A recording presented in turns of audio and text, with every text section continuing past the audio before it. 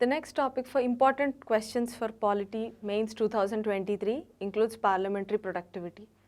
Why is parliamentary productivity in news? For multiple reasons. The parliamentary productivity has been declining over time, and let's see what are the instances where there has been reduced parliamentary productivity.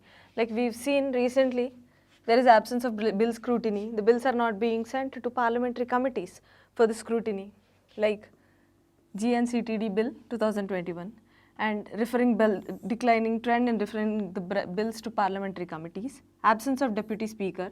Article 93 of Indian Constitution talks about both speaker and deputy speaker. Though it does not mention the time frame within which the deputy speaker is to be elected, it says as soon as possible.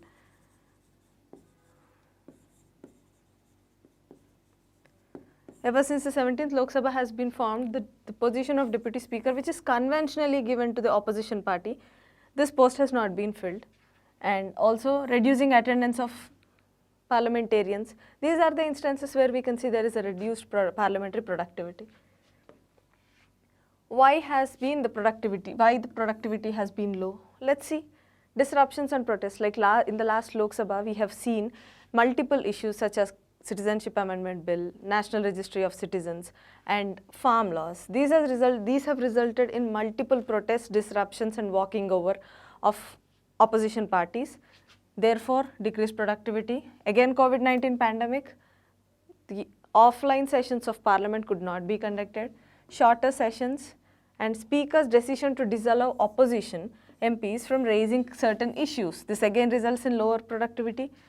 Sitting hours have not been fixed, like Constitution of India or the rules of House, both have not fixed the sitting hours of both the houses, Lok Sabha and Rajya Sabha. As the number of hours have not been fixed, it has become the discretion of parliamentarians and the Speaker to decide how long they are sitting and for what duration they are sitting. Absence of prompt action against the disrupting MPs, again this is related to this. So these are the reasons why there is declining productivity. Now let's see what are the implications of declining productivity. First thing, we know debate, discussion are foundation pillars of a democracy. When debate and discussion happen in Parliament, and when the Parliament itself is not functioning properly, we can say that the democracy is not functioning properly. It results in delayed legislation because as there is less productivity, less attendance, less discussion, less debate, results in delayed legislation. Lack of accountability and oversight, like Union Council of Ministers headed by Prime Minister are collectively responsible to Lok Sabha. When there is no productive functioning of Lok Sabha, these cannot be held accountable. When there is no proper functioning of Lok Sabha, there is low productivity in Lok Sabha, these cannot be held accountable.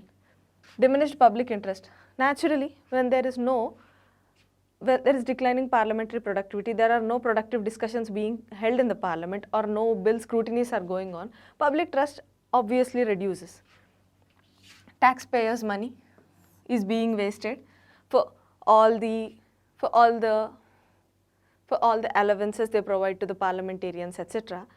Ultimately, when there is no productivity, when the sessions are being disrupted over and over, taxpayers' money is being wasted.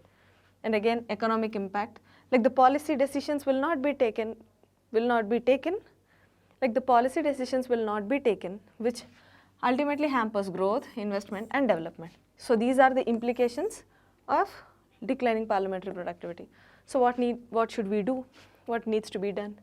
Firstly, increasing the number of sittings. This has been suggested by National Commission on Review of Working of Constitution. Recommended that the minimum number of sittings for Lok Sabha and Rajya Sabha be fixed at 120 and 100 respectively. Lok Sabha 120, Rajya Sabha 100. These are the minimum number of sittings that needs to be fixed because we have seen that they have not been fixed earlier. The next is committee referrals.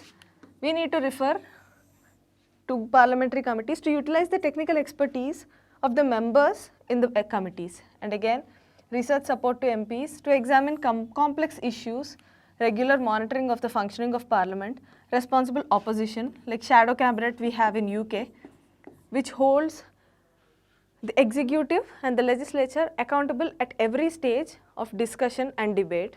We need to follow the concept of shadow cabinet and also taking feedback from the public. So these are the suggestions what we have for improving the productivity of the parliament. So what are they? As per NCRWC, 100, 120 and 100 hours of sitting, committee referrals we need to regularly monitor, research support to MPs and also the public feedback and shadow cabinet. So yeah, thank you.